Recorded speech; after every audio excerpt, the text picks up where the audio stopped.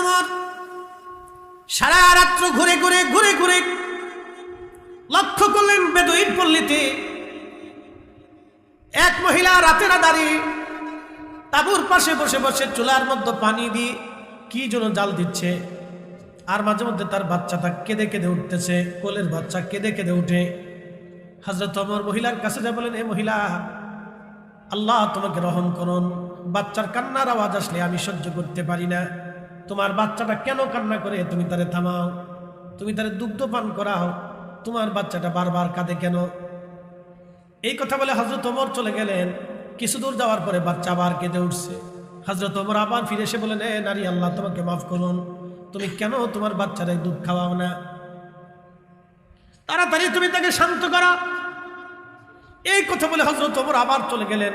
কিছু দূরে যাওয়ার পরে বাচ্চা আবার কেঁদে ফেলছে। হযরত ওমর এবার এসে মহিলাকে ধমক দিয়ে বলেন, হে নারী, তোমার কি আল্লাহর প্রতি কোনো ডর ভয় নাই? তুমি তোমার বাচ্চারে কেন শান্ত করো না, কেন তারা দুধ খাওয়াও না? মহিলা বলতেছে, হে আল্লাহর বান্দা, তুমি কে বারবার আমাকে ডিস্টার্ব করো? একসাথে বলবেন আল্লাহু আকবার। মুসলিম মিল্লাতের খলিফারে এক বেটি ধমক দিচ্ছে, হে আল্লাহর বান্দা, তুমি বারবার আমাকে ডিস্টার্ব করতেছো, তুমি কেন? চিন্তা করেন কত বড় খলিফা। বর্তমান সৌদি আরব, ইয়ামান, Oman, Qatar, Dubai, Bahrain, Jordan, Syria, Lebanon, Libya, ফিলিস্তিন, মিশর, সুদান, তিউনিসিয়া, পৃথিবীর পৃথিবীর খলিফা ইরান সহ পৃথিবীর খলিফা ছিলেন তিনি। একসাথে বলা যাবে কি আল্লাহু আকবার। তার মানে বাংলাদেশের মতো অন্তত 200টা দেশের সমান। বাংলাদেশটা যত বড়, এরকম অন্তত 200 দেশের সমান একটা মুসলিম খেলাফতের খলিফা ছিলেন তিনি। একটা মহিলা ধমক দিচ্ছে কিন্তু রাগ করতেছে না। আর আমরা হইলে বাপ রে বাপ। হযরত সাইয়েদুনা ওমর ডেকে বলতেছেন, হে নারী, তুমি কেন বারবার তোমার বাচ্চাটারে কষ্ট দাও, কেন দুধ পান করাও না, কারণ কি বলো? মহিলা এবার গোপন কথা বলে ফেলে দিয়া বলে, তুমি কি জানো না, খলিফাতুল মুসলিমিন হযরত ওমর যে বাচ্চার দুধ ছাড়ানো হবে সেই বাচ্চার মাসিক ভাতা দেবে। আমাদের দেশে যে ভাতা, বুড়া ভাতা, বৃদ্ধ ভাতা, অসুস্থ ভাতা, এরকম কিছু ভাতা ছিল না, তখন আছে কিনা জানি না। এই ভাতার সিস্টেমটা 1450 বছর আগে হযরত ওমর রাদিয়াল্লাহু তাআলা চালু করছে। একসাথে বলেন আল্লাহু আকবার। ইসলাম কতটা আপডেট দেখছেন আপনি, ইসলাম কতটা আধুনিক আপনি দেখেন। এখন তো ভাতা দিচ্ছে, ইউরোপিয়ানরা এখন তাদের বাচ্চা হলে ভাতা দেয়, কিন্তু এই ভাতার সিস্টেমটা আল্লাহর নবীর সাহাবী হযরত ওমর 1400 বছর আগে চালু করে দিয়ে দিয়েছে। একসাথে বলবেন আল্লাহু আকবার। হযরত ওমর পরিচয় গোপন রাখছে, হে পুরুষ, তুমি কি জানো না খলিফাতুল মুসলিমিন ওমর বাচ্চাকে দুধ ছাড়ানোর পরে মাসিক ভাতা দিবে বাইতুল মাল থেকে। আমি এই জন্য আমার বাচ্চাকে দুধ ছাড়ানোর জন্য চেষ্টা করতেছি, কিন্তু আল্লাহর আইন অনুযায়ী একটা মা 2 বছর পরিপূর্ণ দুধ পান করাবে। আল্লাহর বিধান অনুযায়ী একজন মা মিনিমাম 2 বছর তার সন্তানকে দুধ পান করাইতেই হবে, আল্লাহর আইনে বাধ্যতামূলক। আল্লাহর বিধানে একজন মা 2 বছর তার বাচ্চাকে দুধ পান করাবে, কিন্তু মহিলা 2 বছর শেষ হওয়ার আগেই ওই যে মাসিক ভাতার কারণে তার বাচ্চার দুধ ছাড়িয়ে ফেলবে, এই জন্য বাচ্চারে খাওয়ায় না। হযরত ওমর চিন্তায় পড়ে গেলেন, সর্বনাশ, কত মা জানি টাকার জন্য তার বাচ্চারে দুধ পান থেকে বিরত রাখছে। হযরত ওমর কিয়ামতের ময়দানে আল্লাহর দরবারে কি জবাব দিবে, এই চিন্তা করে হযরত ওমর পেরেশান হয়ে মসজিদে নববীতে চলে আসলেন। ফজরের নামাজ পড়াইতে লাগলেন, কিন্তু নামাজ পড়ান, কেরাত পড়ে আর কান্না করে, সেজদা দেয় কান্না করে, রুকু করে কান্না করে, কেরাত পড়ে কান্না করে, সেজদা দেয় কান্না করে, রুকু করে কান্না করে। এইভাবে ফজরের নামাজ শেষ হওয়ার পরে সাহাবীরা বললেন, ইয়া আমিরাল মুমিনিন, এরকম নামাজ তো কখনো দেখি নাই, নামাজে এইভাবে আপনি কেন কান্না করতেছেন? আপনি কেরাত পড়েন, ডুকরিয়ে ডুকরিয়ে কান্না করেন, আপনি সেজদা দিচ্ছেন, ডুকরিয়ে ডুকরিয়ে কান্না করেন, কারণ কি? হযরত ওমর ডাক দিয়ে বলতেছে, সাহাবীরা রে, মেহশরের মাঠে ওমর কোন চেহারা নিয়ে আল্লাহর আদালতে দাঁড়াবে আজ? একসাথে বলবেন আল্লাহু আকবার। ওমর কোন চেহারা নিয়ে আল্লাহর আদালতে দাঁড়াবে? বলে কি হয়েছে আমিরুল মুমিনিন? হযরত ওমর বললেন, কালকে রাত্রিবেলা আজ রাতে এক বিভৎস দৃশ্য আমি দেখে আজ ভয়ে বিহ্বল হয়েছি। একটা মা জোর করে তার বাচ্চারে দুধ ছাড়াচ্ছে, অথচ আমি বাচ্চার দুধ ছাড়ানোর উপরে আমি ভাতার ব্যবস্থা করেছি। না জানি ওমরের রাজ্যের সীমানার ভিতরে কত মা তার টাইম শেষ হওয়ার আগে বাচ্চাকে দুধ থেকে মাহরুম করে দিচ্ছে। কিয়ামতের ময়দানে আল্লাহ যদি আমাকে জিজ্ঞাসা করে, আমি ওমর এই হিসাব আল্লাহর দরবারে কেমনে দিব? আমি ওমর আজকে ঘোষণা দিলাম, বাচ্চা দুনিয়াতে জন্মগ্রহণ করার পরে মুসলিম মিল্লাতের ভিতরে কোনো বাচ্চা যদি জন্ম নেয়, জন্ম নেওয়ার পর থেকেই ওই বাচ্চারে আমি ওমর ভরণ পোষণ দেব, তার মাসিক ভাতা দিয়ে দেব।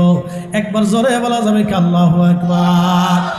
জন্মের পরে এই জন্য আমি আমার মাসিক ভাতা দিয়ে দিব, যাতে কোনো বাচ্চা দুধ পান করাইতে তার মা অবহেলা না করে, বাচ্চারে কষ্ট না দেয়।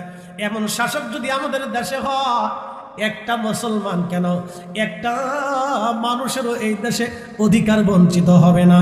কথা বলেন ঠিক কিনা? এই জন্য কোরআন তাদের উপরে রব্বুল আলামিন এত পরিমাণে খুশি হলেন আল্লাহ সাহাবীদের উপরে। আল্লাহ জানাই দিলেন, রাদিয়াল্লাহু আনহুম ওয়া রাদু আন, রাদিয়াল্লাহু আনহুম ওয়া রাদু আন, যালিকা লিমান খাশিয়া রাব্বা। আল্লাহ ডাক দিলেন, আমি আল্লাহ তাদের উপরে খুশি, তারা আমি আল্লাহর উপরে খুশি। এই জন্য আমি আল্লাহ তাদের উপরে খুশি। যালিকা লিমান খাশিয়া রাব্বা, তারা আল্লাহকে ভয় করত, আল্লাহকে ভয় করত, আল্লাহকে ভয় করত। সাহাবীরা আল্লাহকে ভয় করত, আল্লাহকে ভয় করত, আল্লাহকে ভয় করত সাহাবীরা। এই জন্য আল্লাহ ডাক দেখ, আমি তাদের উপরে খুশি, তারাও আমি আল্লাহর উপরে খুশি। ধরে বলেন সুবহানাল্লাহ। আমরা সাপের যেমনি ডরাই, আল্লাহর এমনি ডরাই না। কুত্তারে যেমনি ডরাই, এমনি সাপে আল্লাহরও ডরাই না। আর আমাদের দেশের বেদিরা জোহেরে যেমনি ডরে, আল্লাহর এমনি ডরাই, আল্লাহর এইভাবে ডরাই। চিন্তা করছেন হযরত ওমর পেরেশান হয়ে গেছে, করছে কি? আমি 2 বছরে দুধ ছাড়ানোর পরে কেন ভাতার কথা বলছি? সকালবেলায় রোজ জারি করে দিলেন, দ্রুত গতিতে সারা মুসলিম মিল্লাতে ছড়াই দাও। হযরত ওমরের নতুন আইন হচ্ছে, বাচ্চা জন্ম নেওয়ার পর থেকেই তার মাসিক ভাতা হবে। একসাথে বলবেন আল্লাহু আকবার। না না, জোরে বলেন, জোরে জোরে জোরে।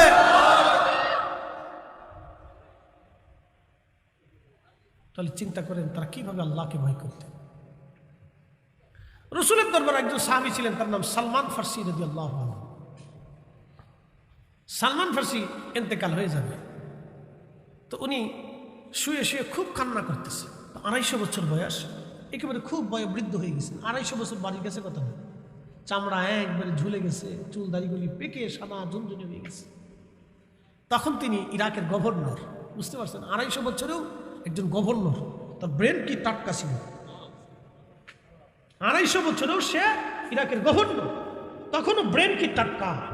ইন্তেকাল হয়ে যাচ্ছে, সে ইন্তেকাল করবে, তখন খুব কান্না করতেছে। তো সাহাবে کرام জিজ্ঞেস করলেন, হুজুর, আল্লাহ রসুল আপনাকে খুব আদর করতেন, আপনি সাহাবী রসুল এইভাবে কান্না করতেছেন কারণ কি? তা বলতেছে, আমি আল্লাহর কাছে কিয়ামতের ময়দানে আমি রসুলের সামনে কি জবাব দেব? বলে কেন, কি ভুল করছেন আপনি? বলে ভুল তো না, আমার কত সম্পদ আজকে জমা হয়ে গেছে। বলে কি সম্পদ জমা হয়েছে? বলে আমার মাথার পাগড়ি, গায়ের জুব্বা, শরীরের আবা, একটা লাঠি, একটা পানির পিয়ালা, একটা খাবারের বাসন। একসাথে বলেন তো আল্লাহু আকবার। গুনে গুনে দিই, গুনে গুনে দিই কত পরিমাণে, কয় হাজার কোটি টাকা সম্পদ ছিল, বুঝলেন? 1 নম্বরে মাথার পাগড়ি, বুঝলেন? 1 নম্বরে মাথার পাগড়ি, 2 নম্বরে গায়ের জুব্বা, 3 নম্বরে আবা। আবা চিনতেন তো, যে জুব্বার উপরে যেটা আমরা গায়ে দিই, আরবরা এটা জাতীয় পোশাক, একটা তারা এটা সম্মানের পোশাক হিসেবে ব্যবহার করে, আবা। 3 নম্বরে আবা। 4 নম্বরে একটা কাঠের লাঠি, কয় হাজার টাকা দাম। বাংলাদেশে ওই লাঠি ফাউ পাওয়া যায়, কথা ঠিক কিনা? ফাউ পাওয়া যায়, একটা বাঁশ খুঁটিতে বানালি হয়ে যায়।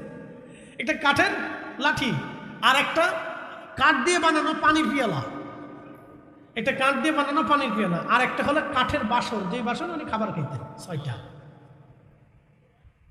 তো উনি খুব কাঁদতেছে, আমি কিয়ামতের ময়দানে আল্লাহ রসুলের সামনে কোন মুখ নিয়ে দাঁড়াবো? বলে কেন?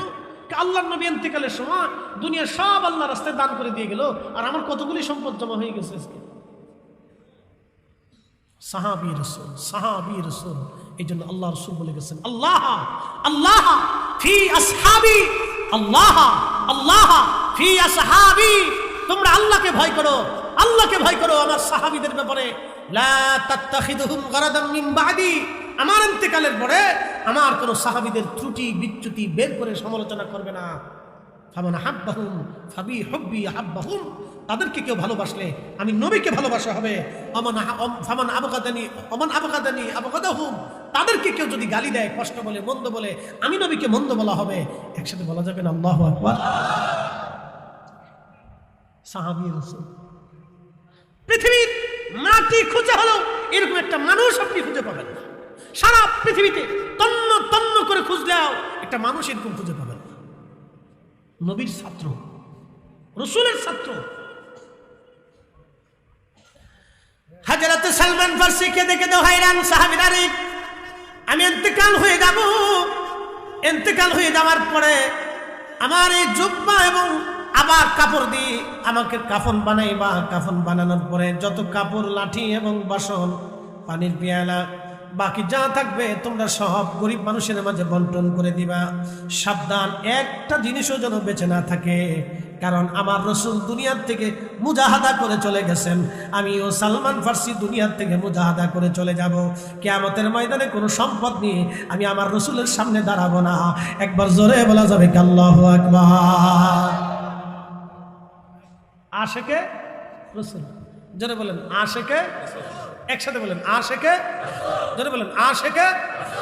এই জন্য আল্লাহ বলছেন কুল কুল, হুজুর আপনি বলে দেন, ইন কুনতুম তুহিব্বুনাল্লাহ। প্রথম শর্ত, আমাকে যদি ভালোবাসতে হয়। কাকে? আল্লাহকে। জোরে বলেন কাকে? দেখেন এখান থেকে আপনাকে 4টি জিনিস আর বুঝিয়ে দিয়ে যাবে। এই কোরআনের আয়াত থেকে আপনাকে অনেক কিছু আর শিখিয়ে দিয়ে যাবে। কুল, হুজুর আপনি বলে দেন, ইন কুনতুম তুহিব্বুনাল্লাহ।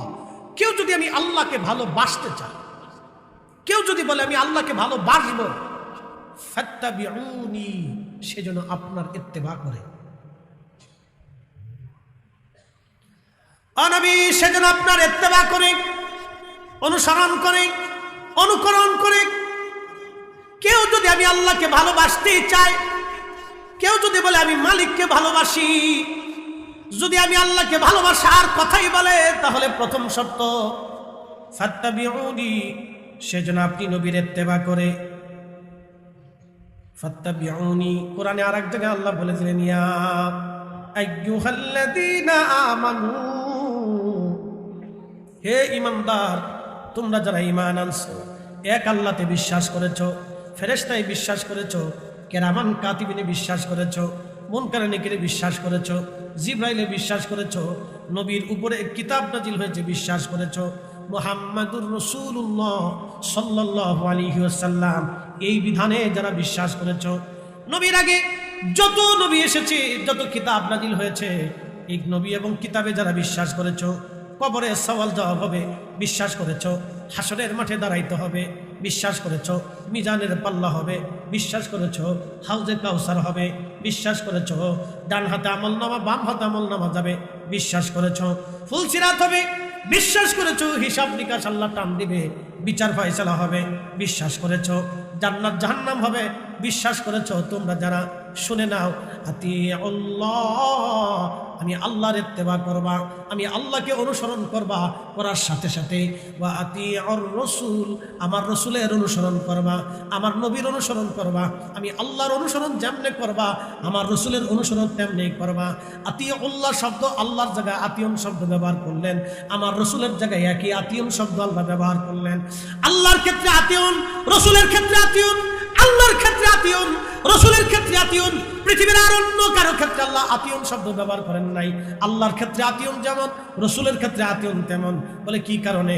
কোরআনের অপর আয়াতে আল্লাহ বলে দিলেন, মাইয়ুতির রাসূলা ফাকাদ আতা আল্লাহ, নবীর ইত্তেবা হলেই আমি আল্লাহর ইত্তেবা হয়ে যায়, নবীর ইত্তেবা হলে আমি আল্লাহর ইত্তেবা হয়ে যায়। এই জন্য নবীর জীবনে কোনো ভুল নাই, নবীর জীবনে খাতা নাই, নবীর জীবনে আইব নাই, নবীর জীবনে ত্রুটি নাই, নবীর জীবনে বিচ্যুতি নাই।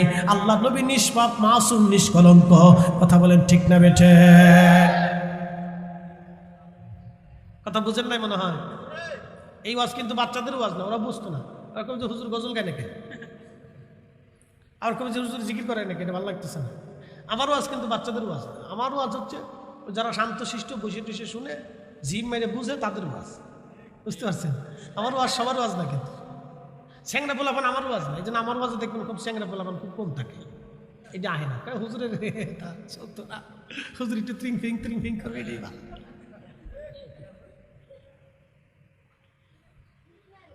একসাথে বলেন তো আল্লাহু আকবার। আমি যতদিন বেঁচে থাকবো ততদিন এইভাবেই বলবো, পছন্দ হোক বা না, শুনুক বা না শুনুক, কিচ্ছু আসা যায় না। কারণ কিয়ামতের ময়দানে জবানের হিসাব আছে। পয়সা করি তো মোটামুটি কম বেশি দিবিনি। খাউন টাউন খাওয়াইছে, আল্লাহ জিজ্ঞেস করে মুরগের রান্না খাই কি কইছো, কইছো কি? তখন তো কেস কেস করে জিব্বাটা কেটে দিবি। আপনারটা কাটবে না, আমারটাই কাটবে। ঠিক আছে না? এমন কিছু বলে যেতে হবে যে রব্বি কারীমের সামনে দাঁড়ায় বলতে বলি, ইয়া রব্বি, কোরআনে যা বলছিলেন আমি তাই বলছি, আপনার রাসূল যেই হাদিসে যেইভাবে বলছে আমি সেইভাবেই বলছি, আপনার নবী সাহাবীদের জীবন নিয়ে আপনার প্রিয় ভাজন ওলিদের জিন্দেগির সত্য কথাগুলি আমি মানুষের সামনে উপস্থাপন করছি। কথা কোন ঠিক কিনা? হিসাব আছে না? প্রত্যেক মানুষের হিসাব আছে। এখানে মেম্বার সাহেব উপস্থিত, এখানে ওই যে সুদীজন মাতুব্বার উপস্থিত, তাদের হিসাব দিতে হবে। বলে কি হিসাব? প্রত্যেক মেম্বার তার ওয়ার্ড সম্পর্কে হিসাব দিবে, প্রত্যেক মাতুব্বার তার গ্রাম সম্পর্কে হিসাব দিবে, প্রত্যেক গার্জিয়ান তার ফ্যামিলি সম্পর্কে হিসাব দিবে, প্রত্যেক এমপি তার থানা সম্পর্কে হিসাব দিবে, প্রত্যেক টিওনো তার পুরা থানা সম্পর্কে হিসাব দিবে, প্রত্যেক ওসি তার পুরা থানা সম্পর্কে জিজ্ঞাসিত হবে, হিসাব দিবে, প্রত্যেক মন্ত্রী তার মন্ত্রিত্ব যেই বিষয়ের উপর ওই বিষয়ের উপর তাকে হিসাব দিতে হবে, প্রত্যেক রাষ্ট্রপ্রধান ডাক্তার ইউনূস কত টাকা সুদ খাইছে, খাই নাই, কি করছে না করছে, সব আল্লাহর কাছে হিসাব দিতে হবে। রাজার উপায় নেই, কোনো লাভ নেই। সে এখন রাষ্ট্রপ্রধান, পুরা হিসাব দিতে হবে। আগে যে একজন 17 বছর ছিল, 17 বছরের পুরা হিসাব ওনার বুঝাই দিতে হবে, কোনো সার নাই। খালা হোক আর মামু হোক, ফুফু হোক আর নানি হোক, যেই হোক, কোনো মাফ নাই, হিসাব বুঝিয়ে দিতেই হবে। এরপরে যে আসবে তাকেও হিসাব দিতে হবে, আগে যারা ছিল তাদেরকেও হিসাব দিতে হবে। আচ্ছা আপনারা বলেন তো, এখানে 100 বছরের কেউ আছে? আমার আব্বাজির বয়স কত? কত বছর হবে? 80+। আগের দিনের হিসাব তো, বাপ মা কবে হয়েছে ওদের কোনো হিসাব রাখে নাই। কি কথা ঠিক কিনা? আর পোলাপন তো একটা দুটো হয়েছে না, ওই তো 7টা 8টা হয়েছে। বাপরে বাপ, একটা দুটো হয়েছে না, অত মা হিসাব রাখছে না, একটা দূর হইতে তো ওইতেইছি খালি, হিসাব রাখছে না হয়তো। তা 80-90-এর উপরে বয়স হয়ে গেছে, তার মানে ওনার সাথে বয়সে বেশি খুব কম লোকই আছে। 100 বছরের উপরে খুব কম পাওয়া যাবে, লাখে 1-2 জন হইলে হইতে পারে, না হইতে পারে। তার মানে বোঝা গেল 100 বছরের যারা ছিল তারা সব মাটির নিচে চলে গেছে। 100 বছর পরে আমরাও সব মাটির নিচে চলে যাব। কি কথা কর নাকি? এখন মাহফিলে কি মাটির নিচে চলে যাবে? হ্যাঁ, কোরআন শরীফও মাটির নিচে যাবে, হাদিসও মাটির নিচে যাবে, মসজিদও মাটির নিচে, আজানও মাটির নিচে, ধর্ম মাটির নিচে। আমরা চলে যাব, কিন্তু ধর্মের থেকে ধর্ম থাকবে, কোরআনের থেকে কোরআন থাকবে, আজানের থেকে আজান থাকবে, দ্বীনের থেকে দ্বীন থাকবে, ইমানের থেকে ইমান থাকবে। কিন্তু আমরা আল্লাহর আদালতে দ্বারা হিসাব করতে হবে। কথা কোন ঠিক কিনা? দুনিয়ার থেকে বুঝে যাওয়াটাই বুদ্ধিমানের কাজ, বুঝে যাওয়াটা বুদ্ধিমানের কাজ। প্রিয় চান্দপুরবাসী, সতুরার মুসলমান, পাশে একজন আল্লাহর ওলি ঘুমানো।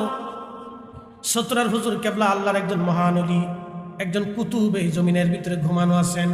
আপনাদের বুলন্দ নসিব, আল্লাহর একজন কুতুব এই জমিনের মধ্যে ঘুমানো আছেন। একসাথে জোরে বলা যাবে কি মারহাবা? উনি আল্লাহর প্রিয় ভাজন ছিলেন, এতে কোনো সন্দেহ আছে আপনাদের? না, জোরে বলেন। আছে আছে? নাই, কোনো সন্দেহ নেই। উনি প্রিয় ভাজন ছিলেন, ওনার তরিকাও ঠিক, উনিও ঠিক। কিন্তু আমরা যারা ওনাকে অনুসরণ করি, আমরা মাঝে মধ্যে বেঠিক হয়ে যাই। কথা ঠিক কিনা? আমাদেরকে দিয়ে ওনাকে মাপা যাবে না, আমাদেরকে দিয়ে ওনাকে মাপা যাবে না, মাপলে ভুল হবে। মুরিদ দিয়ে ফির মাপতে হয় না। বলে কারণটা কি? এজন্যই মাপবেন না যে মুরিদের ভিতরে ভুল আছে, কিন্তু ওনার ভিতরে ভুল নাই। হুজুরের ভিতরে ভুল ছিল না, আমাদের ভিতরে ভুল আছে। আমাদের চাল চলনে, কথাবার্তায়, কাজে কর্মে, আমলে, আখলাকে আমরা ভুল আছে। কিন্তু উনি ঠিক করে আল্লাহকে খুশি করে চলে গেছে। কথা ঠিক কিনা? যার কারণে আপনারা ওনার সহবতে যান, জিয়ারত করেন, জিয়ারত করলে শান্তি লাগে। আমি সুযোগ পেলে গভীর রাত্রে যাই, আমি দিনে টিনে যাই না। দেখতে যাওয়া আসার সময় গভীর রাত্রিবেলা নীরবে রাত 2-3টের সময় আসি। এই সময় জিয়ারতের একটা মজা আছে। জান্নাতুল বাকিতে আল্লাহ রাসূল তাহাজ্জুদের সময় ঢুকতো। এই সময় জিয়ারতের অনেক বড় মজা। অনেকে মনে করে ভূতে ধরবে, আমি ভূত ধরে নিয়ে আসবো, ভূত আমার ধরবে কি কথা কর না কেন? রাত্রের গভীরে কবরে যাবেন আর বীর পুরুষের মতো হইতে হবে। ভূত আপনার দরকার, ভূত আপনি কলার ধরে নিয়ে আসবেন। আয় মজা আছে। হ্যাঁ, বসবো বসবো বসবো বসবো। ওই একটু বদ অভ্যাস আছে তো, আগাইতে বলি শেষে পর্যন্ত একটু ঘুরিয়ে গেছি। ডিস্টার্ব হয়। যার বসার দরকার শোনেন, কেউ আমার বলছে ওয়াজ দাঁড়ায় শুনতে মজা পায়, শুনুন। কি কথা ঠিক কিনা? যার বসার দরকার এই আশেপাশে জায়গা আছে, ভিতরতে জায়গা আছে, এসে বসবি নেই, লাড়া ছাড়ার দরকার নেই, থাক এমনি নিচে এমনি। নারে তাকবীর, নারে রিসালাত। প্রিয় উপস্থিতি, খুব মনোযোগ দিয়ে কুল হুজুর আপনি বলে দেন, ইন কুনতুম তুহিব্বুনাল্লাহ ফাত্তাবিউনি ইউহিব্বুকুমুল্লাহ।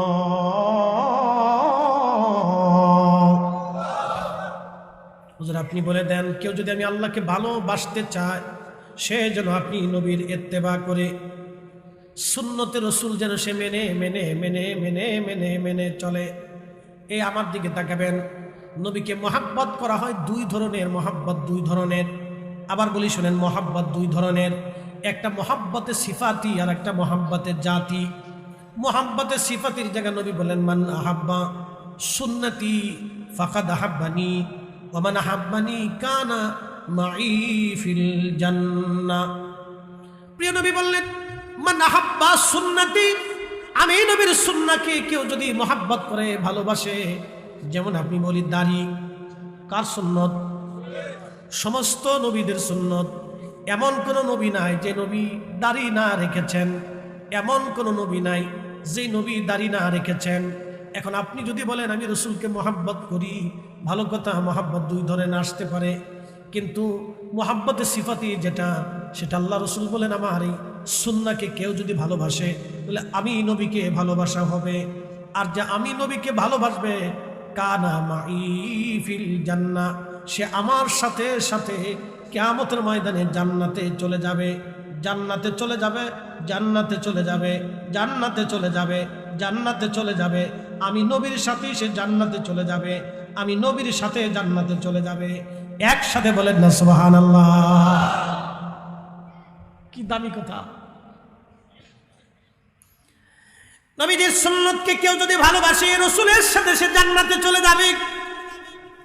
আল্লাহ রসুল বললেন, ফিতনা ফাসাদের জমানাতে, মুসিবতের জমানাতে কেউ যদি আমার একটা সুন্নতকে পালন করে, আমার হারিয়ে যাওয়া একটা সুন্নতকে কেউ যদি আমল করে, নবী বললেন আল্লাহ রাব্বুল আলামিন তার আমল নামায় 100 শহীদের নেকি তার আমল নামায় লিখে দেবে।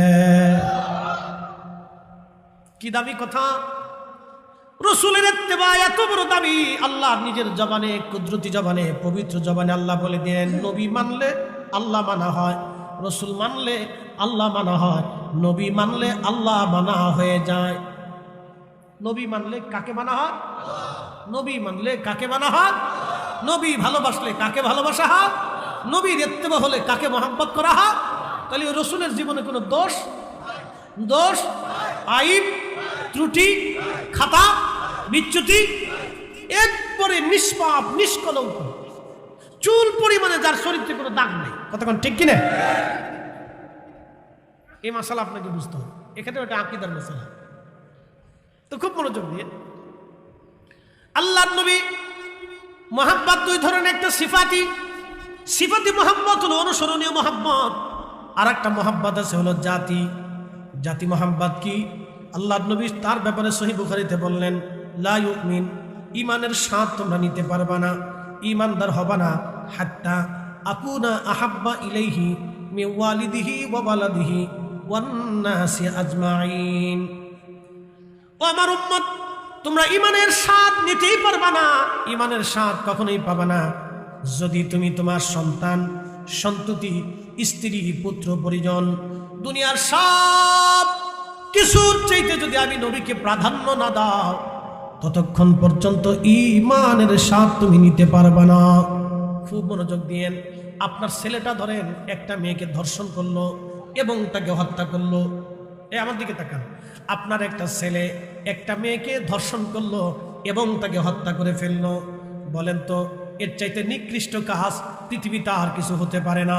কথা কোন ঠিক কিনা? পৃথিবীর সবচেয়ে বড় নিকৃষ্ট কাজের একটা কাজ হলো একটা মেয়েকে ধর্ষণ করা এবং তাকে হত্যা করা। পৃথিবীর সবচেয়ে বড় নিকৃষ্ট কাজ। এখন ছেলেটা করে ফেলেছে, আপনি তার বাবা, আপনি বাবা হওয়ার পরেও কলিজার ভিতর থেকে আপনি তারে ভালোবাসেন, যার কারণে বাবা হইয়াও তার জেল জরিমানা, তার মৃত্যু এবং তার ফাঁসির কাষ্ট থেকে বাঁচানোর জন্য আইন, আদালত, পুলিশ প্রশাসন, টাকা পয়সা, শ্রম দিয়ে আপনি চেষ্টা করেন ছেলেটাকে বাঁচানোর জন্য, কারণ আপনি তার বাবা, হৃদয়ের গভীর থেকে আপনি তাকে ভালোবাসেন। ওই ভালোবাসার কারণে ছেলেটা যে অনেক বড় অপরাধ করছে আপনার কাছে অপরাধ মনে হয় না, আপনার কাছে অপরাধ আজ মনে হচ্ছে না, কিন্তু ছেলেটা জঘন্য কাজ করেছে, তারপরেও আপনি তাকে বাঁচাইতে চান। আপনার স্ত্রী, তার মা ছেলের জন্য কান্নাকাটি করে, কিন্তু মেয়েটাকে যে মেরে ফেলছে তার জন্য কান্নাকাটি করে না, ছেলের জন্য কান্নাকাটি করে, কারণ মা তার হৃদয়ের গভীর থেকে ছেলেকে ভালোবাসে। এত বড় অপরাধ তারপরেও মার কাছে মনে হচ্ছে না, কারণ ছেলেকে ভালোবাসে। মা তার হৃদয়ের গভীর থেকে ভালোবাসে। আর একটু বুঝাই আপনাদেরকে বলে দিয়ে যাই, আপনাদের দেশে মুরগা আছে, মুরগি, প্রত্যেক মুরগিতে মুরগির পেটের নিচে ডিম দেয়। কতদিন ডিম তা দেয়? একটা মুরগি 20 দিন, 22 দিন, 26 দিন ডিমের উপরে তা দেয়। কেন তা দেয়? তখন মুরগিটা খাবার খায় না, মুরগি খাবার খায় না, প্রয়োজন মতো সে খাবার খায় না, 24 ঘন্টা ডিমের উপরে সে বসে থাকে, কারণ ডিমটাকে গরম রাখতে হবে। সে খাইতে গেলে ডিম ঠান্ডা হয়ে যাবে, ঠান্ডা হলে বাচ্চা হবে না, ডিমটাকে গরম রাখতে হবে। মুরগিটা ডিমটাকে গরম রাখতে যাইয়া খাওয়া দাওয়া ছেড়ে দেয়, ওই মুরগা ডিমের উপরে সে বসে থাকে, কারণ মুরগি। চান্দপুরবাসী সাহাবীরা জিজ্ঞেস করলেন, ইয়া রাসূল, নবীজি জিজ্ঞেস করলেন, সাহাবীরা তোমরা কি করো? বলেন, না তো আল্লাহি ওয়া নাহমাদুহু, আমরা আল্লাহর প্রশংসা করতেছি এবং গুণকীর্তন করতেছি। নবীজি বললেন, সাহাবীরা কি জন্য তোমরা গুণকীর্তন করো, কেন বসেছো? সাহাবীরা জবাব দিল, ইয়া রাসূলুল্লাহ, ইয়া হাবিবাল্লাহ, আলা মা হাদানা লিদীনিহি, আল্লাহ আমাদেরকে দ্বীনের উপরে হেদায়েত দিয়েছেন।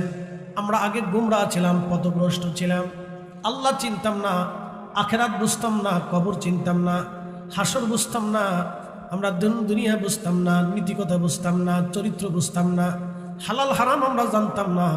নবী গো, আল্লাহ আমাদেরকে হেদায়েত দিয়েছেন, আলা মা হাদানা লিদীনিহি, এই জন্য আমরা মাহফিলে বসে গেলাম। ওয়া মান্না আলাইনা বিকা, এবং আপনি নবী নামক মহা নিয়ামত আল্লাহ আমাদেরকে দিয়েছেন, নবী নামক মহা নিয়ামত পাই আমরা মাহফিল সাজাইলাম, আল্লাহ জিকিরে বসে গেলাম। একবার জোরে বলা যাবে কি সুবহানাল্লাহ? ওয়া মান্না আলাইনা বিকা, ওয়া মান্না আলাইনা বিকা। ঠিক আছে, আপনি নবী পাইয়া, আপনি নবী পাইয়া আমরা মাহফিলে বসে গেছি। একসাথে বলা যাবে আল্লাহু আকবার। বাহিরে অনেক মানুষ, ওই বাজারেও অনেক মানুষ, সবাই যদি আসে তাহলে আমার কিছু কথা শুনবে এবং বুঝবে। আপনাদেরকে প্রশ্ন করি, মাহফিল কিন্তু কোনো বিনোদন না, মাহফিলটা হচ্ছে এখান থেকে কিছু শিখে যাওয়ার জায়গা। কথা ঠিক কিনা? যেমন উলামা ইকরাম মাদ্রাসায় ছাত্রদেরকে দর্স দেয় না, দর্স দেয়, তো ঠিক আপনারা আমাদেরকে দাওয়াত করছেন, দাওয়াত করার উদ্দেশ্য হলো আপনারা আমাদের কাছ থেকে কিছু শিখবেন, জানবেন, বুঝবেন। আমি কি বলি আপনারা সেটা বুঝবেন, এই জন্য কিন্তু মাহফিল। মাহফিল কিন্তু কোনো বিনোদন না, তবে হ্যাঁ বাচ্চারা আনন্দ করে, এটা সেটা ভিন্ন কথা। দুই শ্রেণী মাহফিল হইলে আনন্দিত হয়, একটা হলো বাচ্চারা, আর একটা হচ্ছে যারা কবরে ঘুমাই রয়েছে। আজকে কবরবাসীদের স্মরণে যারা কবরে ঘুমাই রয়েছে, চান্দপুরে, চতুরাতে যত মাইকিয়েত ঘুমিয়েছে, সমস্ত মাইকিয়েতগুলি তাদের কবরের উপরে, রুহগুলি কবরের উপরে এসে বসে রয়েছে। আপনার মা, আপনার বাবা, আপনার দাদা, আপনার নানা, আপনার আত্মীয়, আপনার ভাই, আপনার বোন, আপনার স্ত্রী, আপনার সন্তান, আপনার চাচা, আপনার ভাতিজা যদি মারা যায়, তাহলে কবরের উপরে এসে বসে প্রতীক্ষায় থাকে, হয়তো আমাদের জন্য কিছু পাঠাবে আজ। এটা আমি লিখিনি, ইমাম ইবনে কাইয়্যিম জৌজি কিতাব রূহের ভিতরে 700 বছর আগে উনি কিতাবে লিখছেন। আল্লাহু আকবার, খুব মনোযোগ দিয়ে। তো রুহগুলি কবরের উপরে এসে তারা আনন্দিত হয়, অনেক বড় খুশি হয় যে আজকের এই মাহফিল থেকে আমাদের জন্য অনেক দোয়া হবে।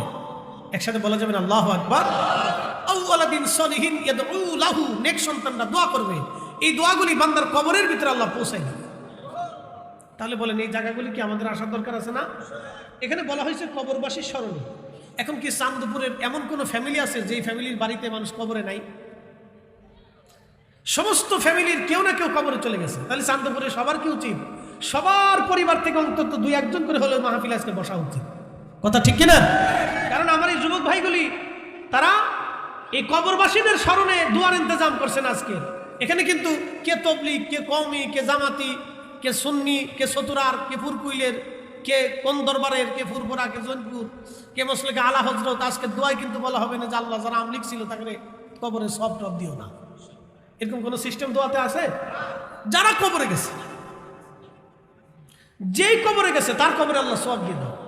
তাহলে বোঝা গেল আজকে এখানে যারা আছে এই ফ্যামিলির, এই গ্রামের প্রত্যেকটা ঘর থেকে আজকের এই মাহফিলে এসে উপস্থিত হয়ে বাবা মার জন্য দোয়ার জন্য বসে যাওয়া উচিত। কথা বলেন ঠিক কিনা? আল্লাহ আমাদেরকে কবুল করুক বলে না আমি। প্রিয় চান্দপুরবাসী, প্রিয় নবীজি ডাক দিয়ে বলেন সাহাবীরা রে, কি কারণে তোমরা বসলা? আল্লাহ নবী সাহাবীরা বলেন আলা মা হাদানা লিদিনিহি, আল্লাহ আমাদেরকে দিন দিয়েছেন, হেদায়েত দিয়েছেন। ওয়া মান্না আলাইনা বিকা, আপনি নবী নামক মহান নিয়ামত আল্লাহ আমাদেরকে দিয়েছেন। এই দুইটা কারণে আজ আমরা জান্নাতের বাগান সাজাই দিয়া আল্লাহ জিকিরের মধ্যে বসে গেলাম, আল্লাহর হামদের মধ্যে বসে গেলাম, আল্লাহর জিকিরের মাহফিল আমরা চালু করলাম। একবার জোরে বলা যাবে কি আল্লাহু আকবার? প্রিয় নবী বললেন সাহাবীরা রে, তোমরা কসম করে বলো তোমরা কি এই কারণে বসছো নাকি ভিন্ন উদ্দেশ্য আছে? যেমন আজকের ভিন্ন কোনো উদ্দেশ্য নাই। উদ্দেশ্য কবরবাসীদের রুহের মাগফিরাতের জন্য বসে গেলাম। যারা মাহফিল সাজাইলেন তারা নেতৃত্ব দেবে না, সরকারের কাছ থেকে কোনো টিন, গম, চাল, রাস্তার কোনো তাদের টেন্ডার পাবে না, দুনিয়ার চেয়ারম্যান মেম্বারিতে তারা দাঁড়াবে না। রাজনৈতিক কোনো উদ্দেশ্য না, ব্যক্তিগত কোনো স্বার্থ না, শুধু আল্লাহ এবং তার রসুলকে খুশি করে কবরবাসীদের রুহের মাগফিরাতের জন্য এই ভাইগুলি আজকের বাগান সাজিয়ে দিল। প্রিয় নবী বললেন সাহাবীরা কসম করে বলো তোমাদের উদ্দেশ্য কি এরকম নাকি ভিন্ন কোন উদ্দেশ্য আছে? সাহাবীরা জবাব দিলেন ইয়া রাসূলুল্লাহ, আল্লাহর কসম করে বলি আমাদের আর কোনো উদ্দেশ্য নাই, আমরা শুধু দুইটা উদ্দেশ্য নিয়ে আজকের মাহফিল সাজাইলাম। আলা মা হাদানা লিদিনিহি ওয়া মান্না আলাইনা বিকা, এই দুই উদ্দেশ্য ছাড়া আমাদের আর কোনো উদ্দেশ্য নাই। আল্লাহর নবী বলেন সাহাবীরা রে, তোমরা আমার ছাত্র, আমি তোমাদেরকে অবিশ্বাস করতেছি না। আচ্ছা বলেন, সাহাবীদের মতো আর ছাত্র পৃথিবীতে হবে? সাহাবীদের মতো আর মানুষ দুনিয়াতে পাবেন? পৃথিবীর মাটি খুঁজলেও ওনাদের মতো মহামানব, শ্রেষ্ঠ মানুষ পৃথিবীতে আর হবে না। পৃথিবীর মাটি খুঁজেও যদি তালাশ করেন তাও আর পাবেন না। সাইয়্যিদুনা হযরত ওমর রাদিয়াল্লাহু আনহু তিনি সারা রাত ধরে ঘুরতেন, কে খায় কে খায় না, কে ঘুমায় কে ঘুমায় না। আর আমাদের নেতৃবৃন্দরা, মাফ করবেন, রাজনৈতিক যারা নেতৃবৃন্দ আছে তারা চিন্তা হলো কেমনি টাকা পয়সা দিয়ে ভোট নেওয়া যায়। আর তাদের চিন্তা ছিল যে কে খায় না, কে ঘুমায় না, কার কি অসুবিধা আছে, রাত্রিবেলা ঘুরিয়ে ঘুরিয়ে তালাশ করে তার প্রয়োজন তারা মিটাই দিতেন।